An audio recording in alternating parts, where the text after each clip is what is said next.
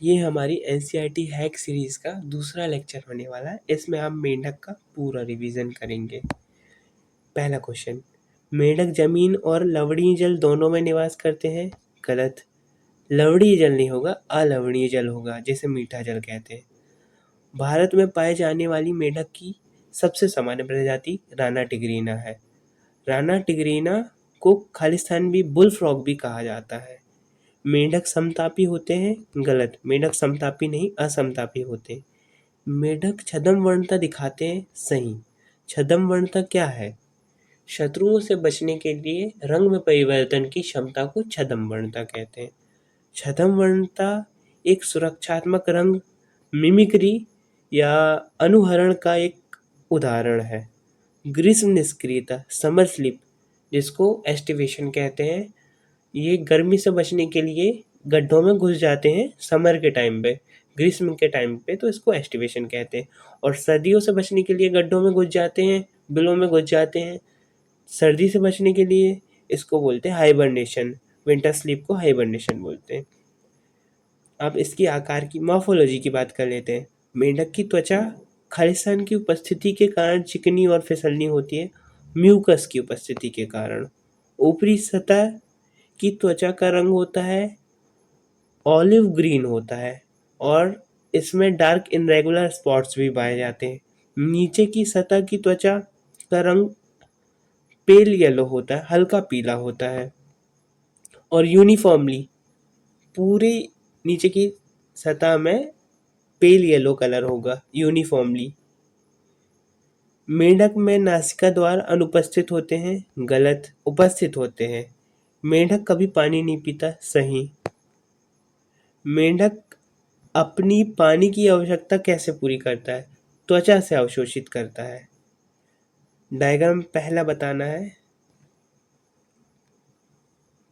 ए है धड़, बी है सिर, सी है आँख, डी है फोरलिम और ई है हाइंडलिम। फोरलिम माने अग्रपाद और हाइंडलिम मतलब पश्चपाद। मेंढक का शरीर कैसे विभाजित होता है? हेड और ट्रंक में, सिर और धड़ में विभाजित होता है, क्योंकि पूंछ और गर्दन तो इसमें पाई ही नहीं जाती। मेंढक की आंखें एक खलिस्तान झिल्ली से ढकी होती है जो पानी से बचाती है। इसको बोलते हैं निक्टेटिंग मेम्ब्रेन, निवेशक पटल। एक झिल्लीदार खालिस्तान ध्वनि संकेत ग्रहण करते हैं, टिम्पैनम। पश्चपाद में 4 या 5 उंगली होती, तो पश्चपाद में 5 उंगली होती है और अग्रपाद में 4 उंगलियां होती हैं।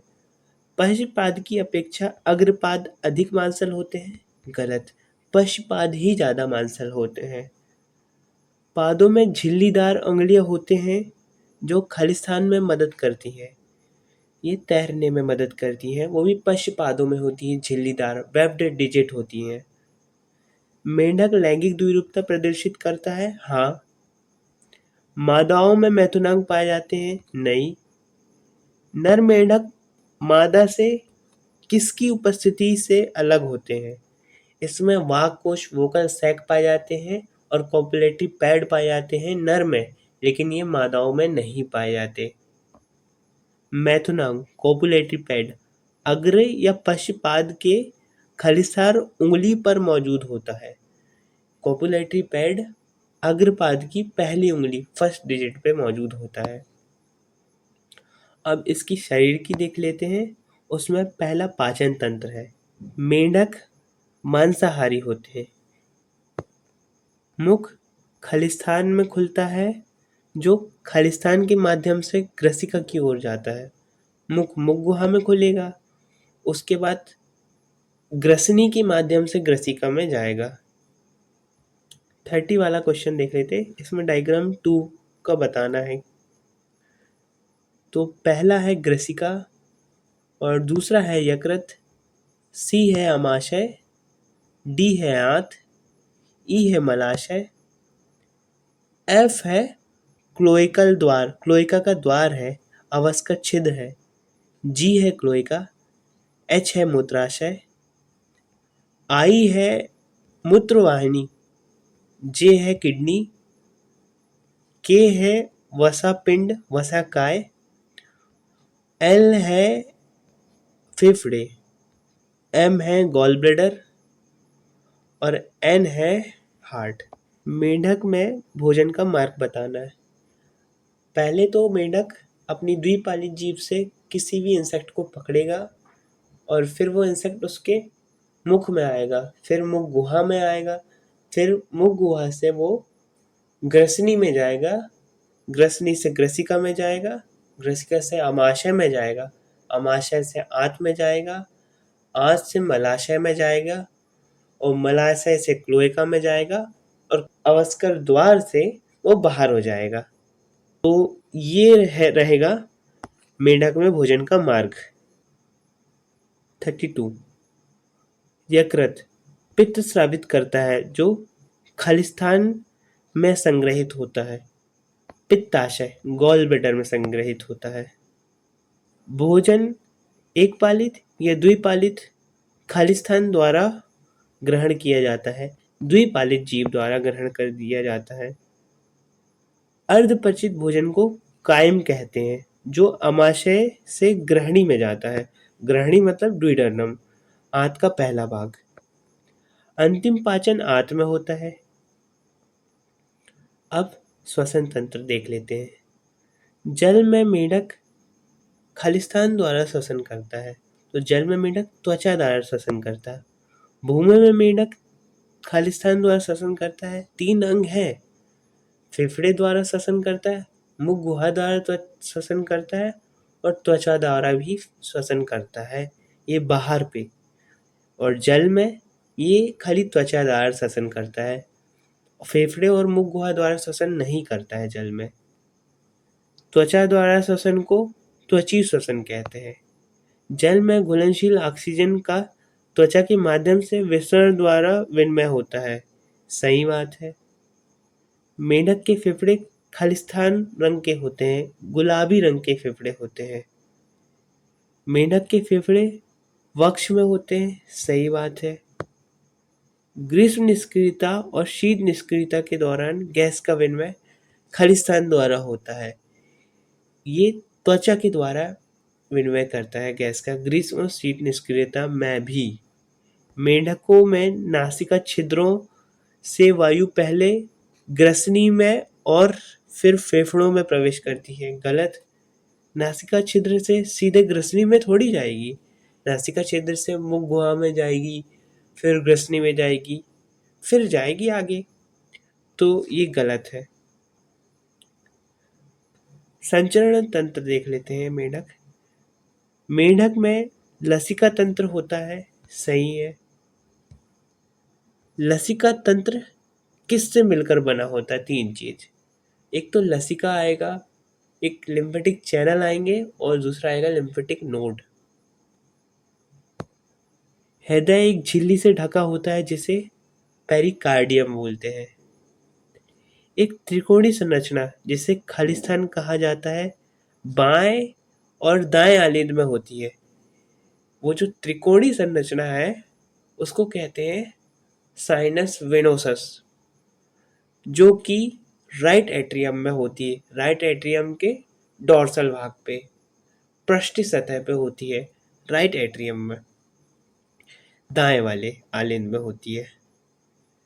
हृदय के अधर या पृष्ठ भाग में निलय खालिस्तान में खुलता है, तो इसके अधर भाग में निलय काय में खुलता है?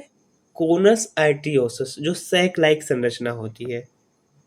मेंढक में वृक्की निवाहिका तंत्र रीनल पोर्टल सिस्टम पाया जाता है, हाँ बिल्कुल पाया जाता है। यकृत निवाहिका तंत्र मेंढक में पाया जाता है, हाँ ये भी पाया जाता है। मेंढक की आरबीसी में केंद्रक होता है, हाँ बिल्कुल होता है, ये नीट में आया हुआ क्वेश्चन है। आरबीसी में हीमोग्लोबिन होता है, हाँ सही होता है हीमोग्लोबिन भी, और केंद्रक भी होता है। उत्सर्जन तंत्र देख लेते। उत्सर्जन तंत्र किससे मिलकर बनता है? उत्सर्जन तंत्र बनता है, इसमें 4 चीजें बताना है। पहला, एक जोड़ी वृक्क आएंगी, किडनी आएंगी और एक जोड़ी यूरेटर आएगी, मूत्रवाहिनी आएंगी, मूत्राशय आएगा और क्लोएका आएगा। 54 किडनी का रंग खालिस्तान तथा आकार खालिस्तान जैसा होता है। इसका रंग होता है डार्क रेड और इसका आकार होता है सेम के आकार का होता है ये। और 55 मूत्रवाहिनी सभी मेंढकों में मूत्रजनन नलिका के रूप में कार्य करती है। गलत। ये मेल मेंढक में बस करेगी ना, फीमेल में थोड़ी कार्यात्मक संबंध होता है इनका। वृक्क देह गुहा में थोड़े आगे की ओर स्थित होते हैं। गलत। ये नीचे की ओर स्थित होते हैं। मूत्राशय की भित्ति मोटी होती है। ये भी गलत, पतली होती है। ये यूरिया उत्सर्जी होते हैं, ना कि यूरिकोटैलिक होते हैं, ना कि अमीनोटैलिक होते हैं। ये यूरियोटैलिक होते हैं। तंत्रिका और संवेदी तंत्र की बात कर लेते हैं। मेंढक में कितनी कपाली तंत्रिकाएं होती हैं? तो इसमें 10 पेयर मतलब 20 कपाली तंत्रिकाएं होती हैं। मस्तिष्क खालिस्तान या खालिस्तान नामक एक हड्डी संरचना में बंद होता है। इसको क्रेनियम बॉक्स बोलते हैं या फिर कपाल बोल देते हैं। मस्तिष्क को कैसे विभाजित किया जाता है? इसको अग्र मस्तिष्क, मध्य मस्तिष्क और पश्चिम मस्तिष्क में विभाजित किया जाता है। तंत्रिका तंत्र को कैसे विभाजित किया जाता है? तो तंत्रिका तंत्र को पहले तो केंद्रीय तंत्रिका तंत्र, फिर दूसरा आएगा परिधि तंत्रिका तंत्र और तीसरा स्वायत्त तंत्रिका तंत्र में विभाजित किया गया है। अग्र मस्तिष्क में क्या क्या शामिल है? अग्र मस्तिष्क में रहता है पहला तो युग्मित मतलब 1 पेयर होगा इसमें घ्राण पालिका, ऑल्फैक्टरी लोब। और दूसरा होगा सेरिबल हेमिस्फीयर्स, युग्मित सेरिबल हेमिस्फीयर्स। इनको हिंदी में बोलेंगे प्रमस्तिष्क गोलार्ध। और तीसरा होगा अयुग्मित डायंसिफिलोन, इसको बोल देंगे अग्र मस्तिष्क पश्च।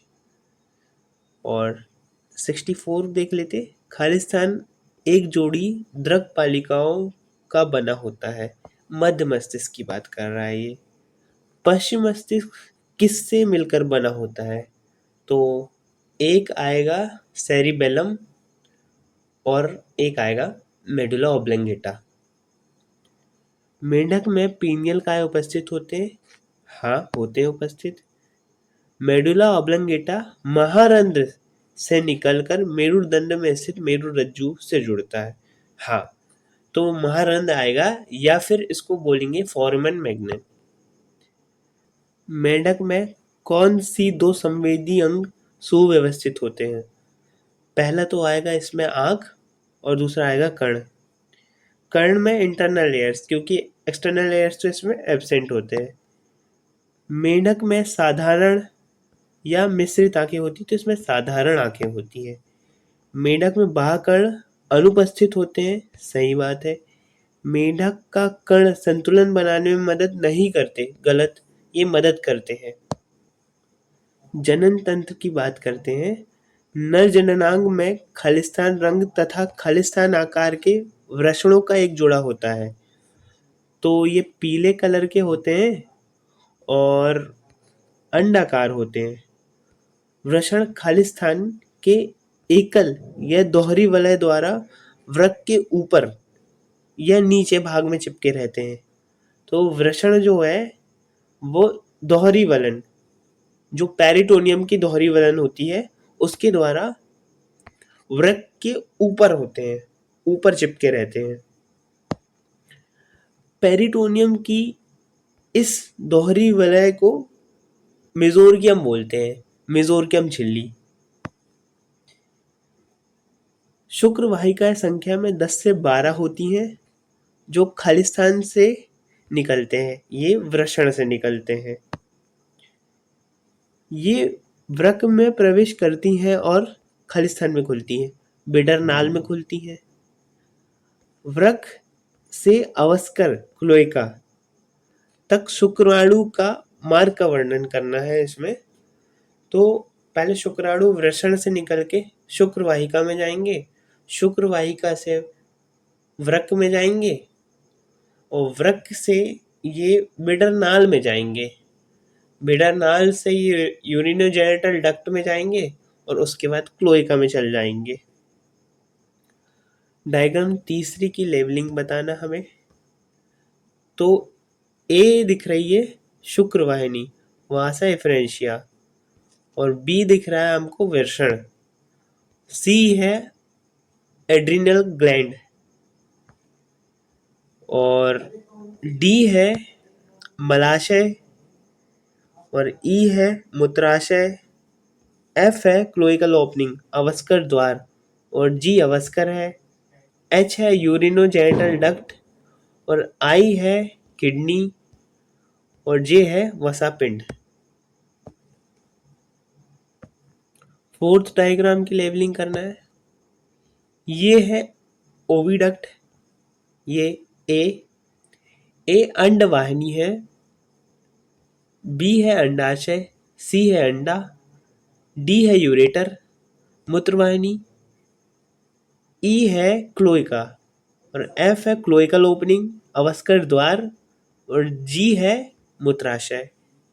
इसका ये सिंपल डायग्राम था। अंडाशय का वृक्क के साथ कार्यात्मक संबंध होता है? नहीं। एक परिपक्व मादा एक बार में खालिस्तान से खालिस्तान अंडे दे सकती है, तो 2500 से 3000 अंडे दे सकती है। मेंढक में निषेचन आंतरिक होता है या बाह्य होता है? तो इसमें बाह्य निषेचन होता है। मेंढक में परिवर्धन अप्रत्यक्ष होता है? सही है, अप्रत्यक्ष होता है। मेंढक की लार्वा अवस्था टैडपोल लार्वा, टैडपोल वयस्क बनने के लिए खालिस्तान से गुजरता है, इसको बोलते हैं मेटामॉर्फोसिस, कायांतरण से गुजरता है। कायांतरण के लिए खालिस्तान हार्मोन आवश्यक है, इसके लिए थायरोक्सिन हार्मोन आवश्यक है। मेंढक मानव के लिए लाभदायक कैसे है? क्योंकि ये फूड चेन का पार्ट होता है और इसके मांसल पैरों को खाया जाता है कुछ देश में। और तीसरा ये कि ये कीटों को खा के फसलों की रक्षा करता है। मेंढक पारिस्थितिक संतुलन को बिगाड़ता है? गलत, ये पारिस्थितिक संतुलन को बनाता है क्योंकि ये फूड चेन का हिस्सा है। कुछ देशों में मेंढकों की मांसल पाद का उपयोग मनुष्य द्वारा खालिस्तान के रूप में किया जाता है, तो खाने के रूप में किया जाता है।